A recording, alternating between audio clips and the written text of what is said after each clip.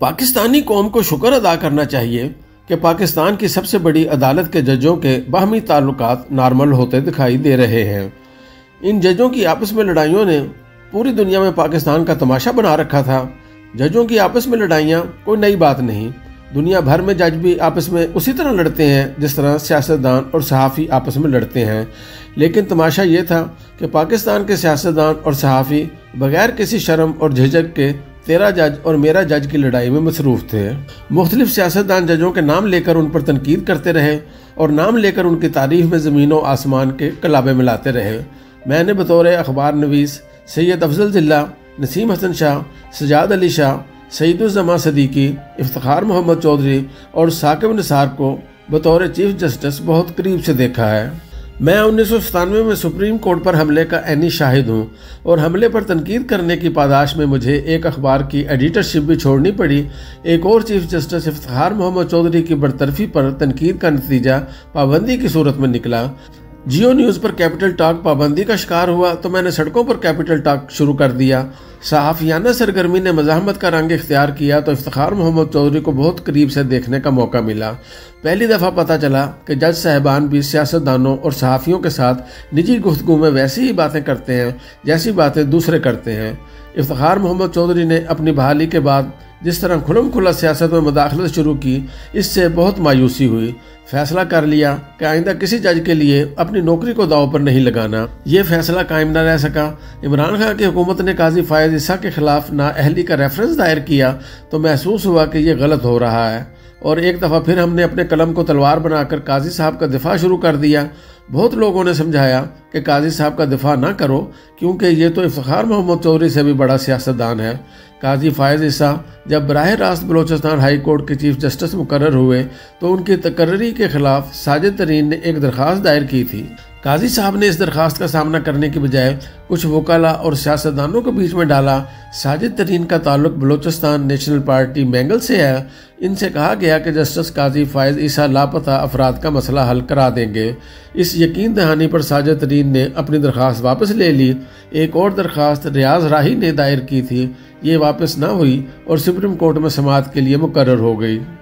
2018 میں اس وقت کے چیف جسٹس ثاقب نثار نے اس درخواست پر سماعت شروع کی تو ایک دفعہ پھر قاضی فائز عیسیٰ نے انہیں سفارشیں کرانی شروع کر دیں۔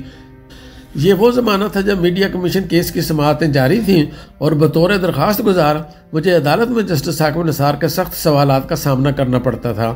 مجھے ایک دوست نے مشورہ دیا کہ قاضی فائز عیسیٰ نے سفارش کروا کے کام نکلوا لیا ہے، تم بھی سفارش کروا کے جان چھڑا لو، کیونکہ ایسا لگتا ہے کہ عدالت تمہیں غیر ضروری معاملات میں الجھا رہی ہے۔ میں نے یہ مشورہ نظر انداز کر دیا اور صورتحال ایسی بنی کہ ایک دفعہ پھر مجھے استعفیٰ دینا پڑ گیا، لیکن قاضی فائز عیسیٰ نے اپنا کام کروا لیا۔ جسٹس ثاقب نثار نے ان کے خلاف درخواست کو مسترد کر دیا۔ میں جسٹس ثاقب نثار صاحب سے معذرت خواہ ہوں کہ آج یہ بات لکھ رہا ہوں، لیکن جن دو صاحبان نے ان سے قاضی فائز عیسیٰ کی سفارش کی تھی ان کے نام ثاقب نثار کو ضرور بتا دینے چاہیے۔ شاید ثاقب نثار نے بطور چیف جسٹس اپنے ایک ساتھی جج کو مشکل سے نکالا تاکہ ججوں میں اتحاد و اتفاق قائم ہو۔ اب قاضی فائز عیسیٰ مانے یا نہ مانے، ان کی مشکلات کا دور ثاقب نثار کے جانے کے بعد شروع ہوا۔ قاضی فائز عیسیٰ کے خلاف ریفرنس نے سپریم کورٹ کے ججوں کو تقسیم کر دیا۔ عمر عطا بندیال کے دور میں جج صاحبان کی لڑائیاں عام ہوئیں اور قاضی فائز عیسیٰ کے ایک سال میں لڑائی اتنی بڑی کہ جج صاحبان نے صحافیوں کے ذریعے ایک دوسرے پر حملے شروع کر دیے۔ شروع میں جسٹس منصور علی شاہ کو قاضی فائز عیسیٰ کا اتحادی سمجھا جاتا تھا، لیکن پھر وہ قاضی صاحب کے مخالف گروپ میں چلے گئے۔ منصور علی شاہ سینئر ترین جج تھے۔ قاضی فائز عیسیٰ کے بعد انہیں چیف جسٹس بننا تھا۔ میری ناچیز رائے میں ان کا راستہ 26ویں آئینی ترمیم نے نہیں بلکہ تحریک انصاف نے روکا ہے۔ تحریک انصاف نے 26ویں آئینی ترمیم کے ابتدائی مسودے کو مولانا فضل الرحمان اور بلاول بھٹو زرداری کے ذریعے تبدیل کرایا۔ تحریک انصاف نئے چیف جسٹس کے تقرر کے لیے 12 رکنی پارلیمانی کمیٹی پر بھی راضی ہو گئی۔ آخر میں تحریک انصاف نے 26ویں ترمیم کی مخالفت کر دی، لیکن پارلیمانی کمیٹی کے اجلاس میں شرکت پر راضی ہو گئی۔ تحریک انصاف اور JUI کا خیال تھا کہ وہ پیپلز پارٹی کے ساتھ مل کر 12 رکنی پارلیمانی کمیٹی میں 7 یا 8 ووٹوں سے منصور علی شاہ کو چیف جسٹس بنوا لیں گے۔ آخری وقت پر تحریک انصاف نے کمیٹی کا بائیکاٹ کر دیا۔ پیپلز پارٹی نے دیکھا کہ تحریک انصاف کمیٹی سے نکل گئی ہے اور ووٹ کم پڑ گئے ہیں تو انہوں نے مسلم لیگ نون کو ناراض کرنا مناسب نہ سمجھا اور جسٹس یحییٰ آفریدی پر اتفاق کر لیا۔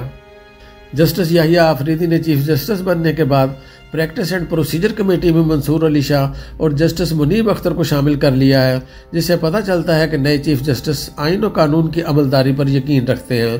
तहरीक इंसाफ को मखसूस नशिस्तों के मुकदमे में जस्टिस याहिया आफरीदी का मौक़िफ़ पसंद नहीं आया था। उन्होंने अपने इख्तलाफी नोट में कहा कि सुन्नी इत्तेहाद कौंसिल कोई सियासी जमात नहीं थी, क्योंकि इसने कोई उम्मीदवार खड़ा नहीं किया था। तहरीक इंसाफ के वकाला ने नए चीफ जस्टिस की तकर्री के खिलाफ तहरीक चलाने का ऐलान कर दिया है, लेकिन वो भूल गए हैं कि जस्टिस याहिया आफरीदी ने तहरीक इंसाफ के 103 कारकुनों और रहनुमाओं पर 9 मई 2023 के वाक़यात में आर्मी एक्ट के तहत फौजी अदालतों में मुकदमा चलाने की मुखालफत की थी। बहरहाल काजी फायज़ ईसा की रुखसती के साथ ही नवाज शरीफ भी बैरून मुल्क चले गए हैं। उनकी बैरून मुल्क रवानगी से अंदाज़ा लगाया जा सकता है कि 27वीं आईनी तरमीम इतनी जल्दी नहीं आएगी। हुकूमती ज़राए का कहना है कि नवाज शरीफ जल्द वापस आ जाएंगे और 27वीं आईनी तरमीम और नवाज शरीफ के बगैर भी मंजूर करा सकते हैं। मामला इतना सादा नहीं है। बिलावल साहब ने बता दिया कि 26वीं तरमीम काजी फायज़ ईसा की वजह से मंजूर हुई। 27वीं तरमीम के लिए नए चीफ जस्टिस की सियासी खिदमात मैसर नहीं है। बेहतर है रियासती इदारों को सियासत में मज़ीद ना उलझाएं।